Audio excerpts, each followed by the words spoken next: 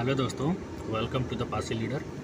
दोस्तों, वैसे 2024 लोकसभा चुनाव का आगाज़ हो ही गया है, तो उसी सिलसिले में आज मैं बात करूंगा, जिसमें दोस्तों समाजवादी पार्टी जो है उसने अपने कई कैंडिडेटों को जो है उम्मीदवार जो है उनका नाम घोषित किया है, जिसमें दोस्तों अपने पारसी समाज से आने वाले 2 व्यक्ति का भी नाम आया है। हालांकि एक व्यक्ति जो है उनके बारे में पहले बता चुका था, क्योंकि मेरा अंदाज़ा उस वक्त था कि इन्हें मिलेगा, और वही हुआ कि इन्हें वहीं से मिल रहा है। जिसमें दोस्तों वो हैं अयोध्या से श्री अवधेश प्रसाद जी, जिन्हें अयोध्या से लोकसभा चुनाव लड़ने का टिकट समाजवादी पार्टी ने पक्का कर दिया है। और दोस्तों जो कौशाम्बी है, वहाँ से अपने जो इंद्रजीत सरोज जी हैं, उनको लोकसभा का टिकट मिला है।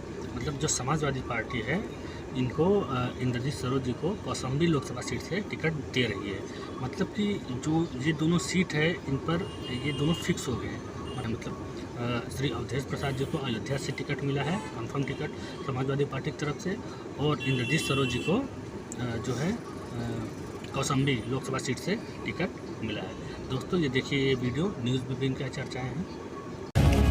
और इस वक्त की बड़ी खबर से बुलेटिन की शुरुआत करते हैं। लोकसभा चुनाव से जुड़ी हुई बड़ी खबर है। समाजवादी पार्टी के संभावित उम्मीदवारों के नाम सामने आ रहे हैं। कन्नौज से चुनाव लड़ेंगे अखिलेश यादव, ये फिलहाल जानकारी मिल रही है। आजमगढ़ से चुनाव लड़ सकते हैं शिवपाल, फतेहपुर से चुनाव लड़ेंगे नरेश उत्तम पटेल, मैनपुरी से ताल ठोक सकते हैं डिंपल यादव, फर्रुखाबाद से डॉक्टर नवल किशोर शाक्य को टिकट दिया गया है। बदायूं से धर्मेंद्र यादव को मैदान में उतारने की बात कही जा रही है, और फिरोजाबाद से अक्षय यादव, जिसका ऐलान भी शिवपाल यादव ने पिछले दिनों किया था, वहां से फिरोजाबाद से अक्षय यादव चुनाव मैदान में आ सकते हैं। अंबेडकर नगर से लालजी वर्मा, और फैजाबाद से अवधेश प्रसाद, कौशाम्बी से इंद्रजीत सरोज, और उन्नाव से अनु टंडन, मुरादाबाद से एसटी हसन, बस्ती से राम प्रसाद चौधरी, गोरखपुर से काजल निषाद। एसोसिएट एडिटर अजीत सिंह हमारे सहयोगी इस खबर पर बातचीत करने के लिए लाइव जुड़ रहे हैं। अजीत जी, इस लिस्ट को अगर बारीकी से देखा जाए तो पुरानी लिस्ट से कितना अलग है, ये क्या रणनीति दिखाई देती है समाजवादी पार्टी की? देखिए, बिल्कुल कुंदन, समाजवादी पार्टी की जो लिस्ट है वो ये बताती है कि बहुत सोच समझकर टिकट दिया गया, क्योंकि ये वो टिकट है जो जीतने वाले दावे कैंडिडेट हैं। एक तरह से कहा जाए अखिलेश यादव की नजर में। अखिलेश यादव खुद कन्नौज से चुनाव मैदान में होंगे, जहां पहले वो सांसद रहे हैं। इसके अलावा अगर आप देखिए, अगर दूसरी बात करिए तो डिंपल यादव मैनपुरी से होंगे, बदायूं से धर्मेंद्र यादव होंगे, आजमगढ़ की जो सीट है वहां से शिवपाल सिंह यादव मैदान में होंगे। तो कई सारे अंबेडकर नगर से लालजी वर्मा, बस्ती से रामप्रसाद चौधरी, घोसी से राजीव राय, इंद्रजीत सरोज, कौशाम्बी से तो जो टिकट उन्होंने लिफ्ट जो जारी किए वो नरेश उत्तम पटेल को भी दिया। फर्रुखाबाद से जो फैजाबाद से अवधेश प्रसाद हैं। तो आप ये मानकर चलिए कि जितनी भी टिकट जो जारी किया गया है अखिलेश यादव की तरफ से, जो संभावित सूची है, वो अपने आप में क्षेत्र को, जातीय समीकरण को, सब कुछ देखते हुए टिकट दिया गया। लालजी वर्मा ओबीसी कोटे से आते हैं, कुर्मी बिरादरी में पकड़ है। अंबेडकर नगर से बगल में सरयू उस पार बस्ती है, जहां से रामप्रसाद चौधरी कैबिनेट मंत्री रहे बसपा सरकार में, कद्दावर नेता है। इंद्रजीत सरोज कौशाम्बी से, वो भी कद्दावर नेता है। अक्षय यादव उनके परिवार के, शिवपाल सिंह यादव को आजमगढ़ लड़ाना चाहते हैं। तो कई सारी जो सीटें उन्होंने घोषित की दर्जन भर, उसमें वो कैंडिडेट जिनको अखिलेश यादव ये मानते हैं कि ये हमारे जिताऊ कैंडिडेट है, जिसमें उनके परिवार के भी 3-4 लोग शामिल हैं। तो ये एक बड़ा फैसला अखिलेश यादव की तरफ से लिया गया। बीजेपी तैयारी कर रही है, मिशन 80 की तैयारी कर रही है।